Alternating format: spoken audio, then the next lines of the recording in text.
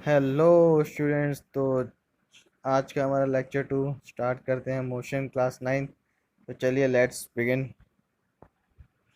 चलिए बेटा, आज का पहला टॉपिक है हमारा difference between distance and displacement. तो बेटा यहाँ पे डिस्टेंस क्या होता है? Total path length covered during a motion. मतलब एक मोशन में पूरे कितना पाथ कवर हो रहा है उसको हम कहते हैं डिस्टेंस। जबकि हम डिस्प्लेसमेंट की अगर बात करें तो क्या आता है वो इनिशियल पॉइंट और फाइनल पॉइंट के बीच में जो भी हमारा शॉर्टेस्ट डिस्टेंस होता है उसको हम बोलते हैं डिस्प्लेसमेंट। क्या बोलते हैं? डिस्प्लेसमेंट। ठीक है। अच्छा, तो अगर डिस्टेंस हमारा है टोटल पाथ लेंथ तो क्या ये जीरो हो सकता है? नहीं हो सकता। तो it can't be zero during a motion.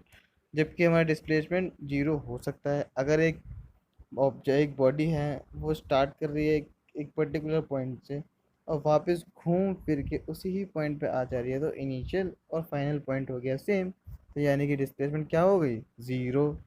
ठीक है। एग्जांपल देखते हैं।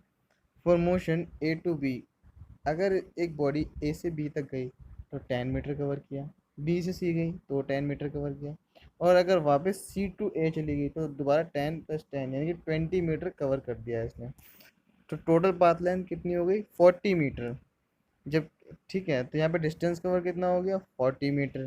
जबकि डिस्प्लेसमेंट क्या हो गई? ज़ीरो, क्योंकि फाइनल और इनिशियल पोजीशन हो गई सेम। ओके। एक बहुत ज़्यादा इंपॉर्टेंट बात करते हैं डिस्टेंस और डिस्प्लेसमेंट के बारे में। जो डिस्टेंस है वो होती है स्केलर क्वांटिटी, जबकि जो डिस्प्लेसमेंट है वो क्या होती है? Vector quantity. कौन सी क्वांटिटी? वेक्टर।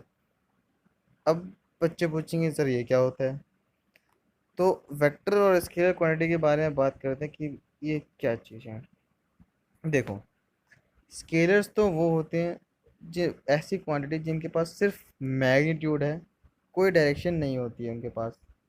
एग्जांपल है स्पीड और डिस्टेंस। मैग्नीट्यूड का मतलब एक बस न्यूमेरिकल वैल्यू होगी और उनकी कोई डायरेक्शन को वो डिफाइन नहीं करते होंगे।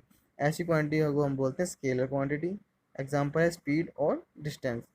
ठीक है। डिस्टेंस हमने जाने लिया है, स्पीड हम आगे देखेंगे क्या चीज़ है।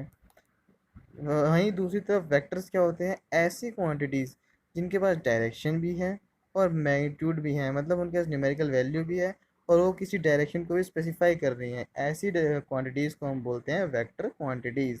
Example velocity and displacement. ठीक है।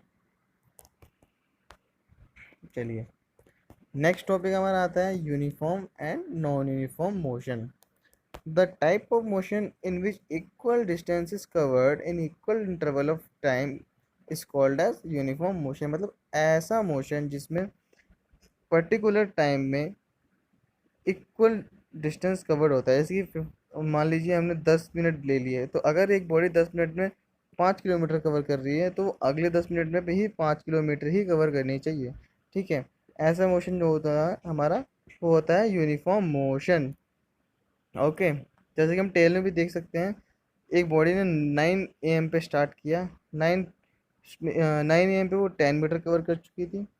9:15 पे वो 20 मीटर कवर कर चुकी। 9:30 पे फिर 30 मीटर कवर कर चुकी और 9:45 पे 40 मीटर कवर कर चुकी। मतलब हर 15 मीटर में वो 10 10 मीटर कवर करती जा रही है। तो ऐसे जो मोशन है हमारा उसको हम बोलते हैं यूनिफॉर्म मोशन। ठीक है। According to the table, an object covers 10 meter distance in every 15 minutes. This type of motion is called as uniform motion। और इसका ग्राफ कैसा आएगा बेटा? ग्राफ तो आएगा हमारा ऐसा, जो हमने यहाँ पे टेबल के नीचे दिया हुआ है। ओके।